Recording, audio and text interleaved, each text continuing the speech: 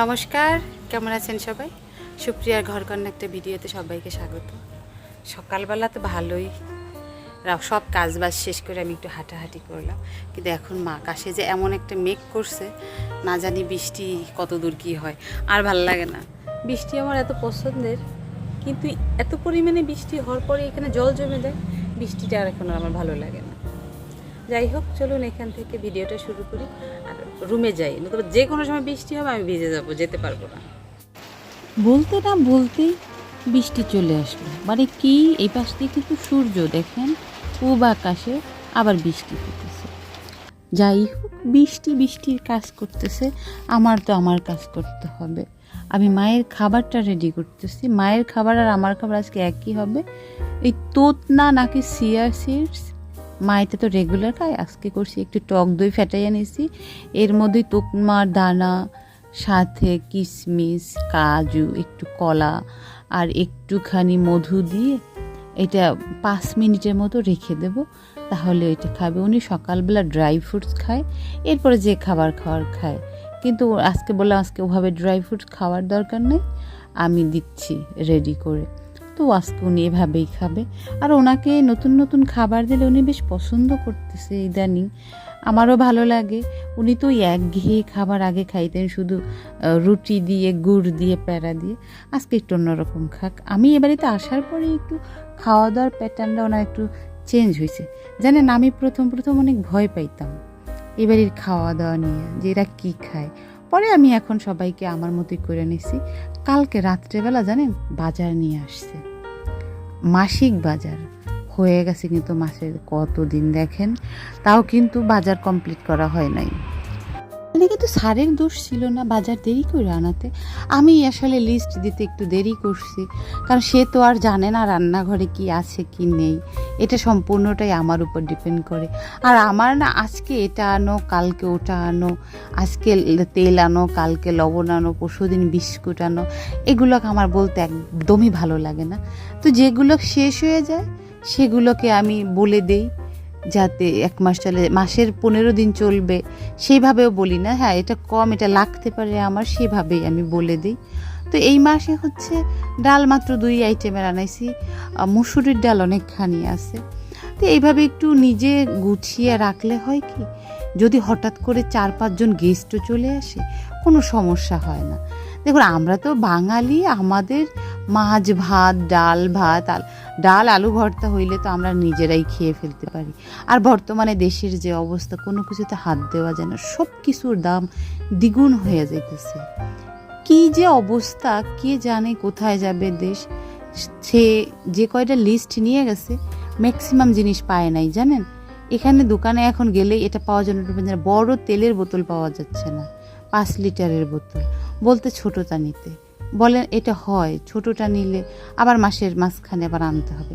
5 KG তেল পুরোটা লাগে না আমার 1 মাসে, আবার কোনো মাসে না 5 কেজি বেশিও লাগে, কারণ মাঝে মাঝে পিঠে ঠিঠে করতে হইলে, অনুষ্ঠান হইলে, লোকজন বেশি আসলে, আর বিশেষ করে বেশি মাছ খাওয়া হইলেই না তেলটা একটু বেশি লাগে। কিন্তু তারপরে আমি চেষ্টা করি যতটা কম পারি তেল খেতে। কাজু বাদামগুলো আমি এভাবে মুখটা ফাটাইয়া করি, আলাদা করে রাখি। এতে হয় কি, ভিতরে না অনেক সময় পোকা দেখা যায়, আর ওই 2-1টা পোকার কারণে সবগুলোকে না পোকা লেগে যায়। আর ভাঙাগুলোকে আলাদা রাখি। এই যে মাছের তরকারিগুলো করি, এতে তো মাঝে মাঝে বেটে দিতে হয়, সেটা দিয়ে দিই।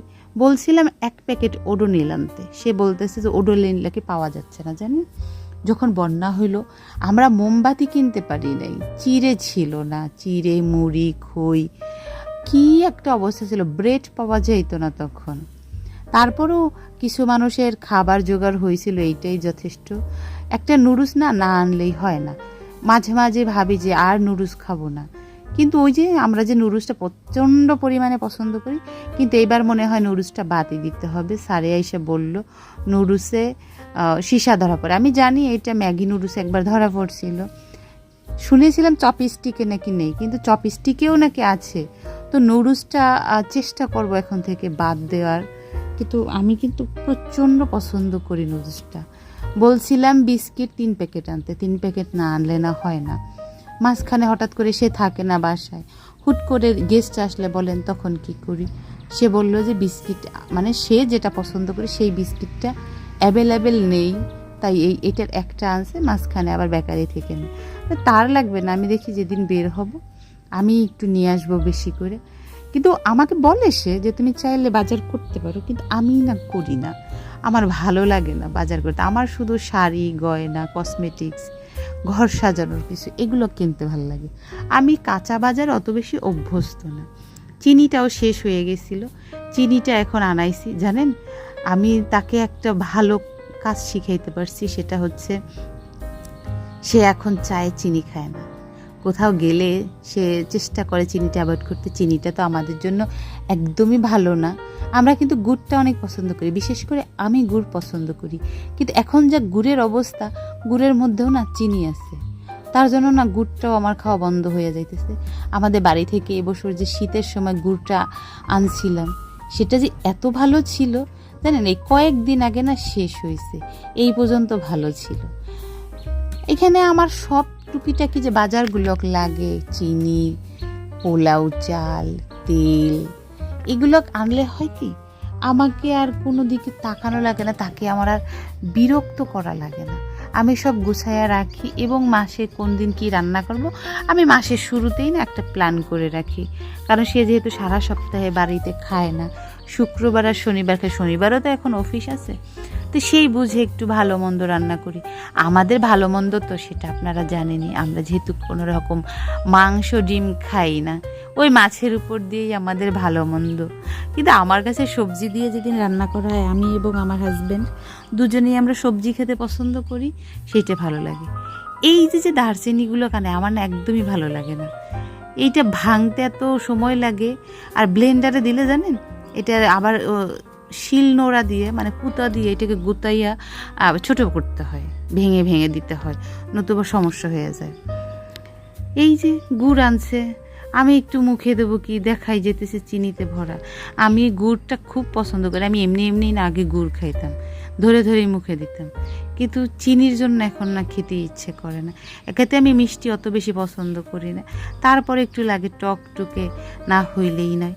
লবণটাও শেষ হয়েছে, এই ফাঁকে লবণটাও না ভরে রাখি, নতুবা রান্না করার সময় যদি মিসিং থাকে না, লবণ নেই, তেল নেই, হলুদ নেই, আবার এগুলোকে রিফিল করতে তখন না খুব বিরক্ত লাগে। আর আমি তো সবসময়ের জন্য তাড়াহুড়োয় আমার রান্না করতে হয়। সকালবেলা যেহেতু আমি রান্না করি, সকালবেলা মনে হয় আমার যদি আরও 2টা হাত থাকতো তাহলে না ভালো হইতো, কিন্তু উপরওয়ালা ভুলবশত দেয় নাই আর 2টা হাত।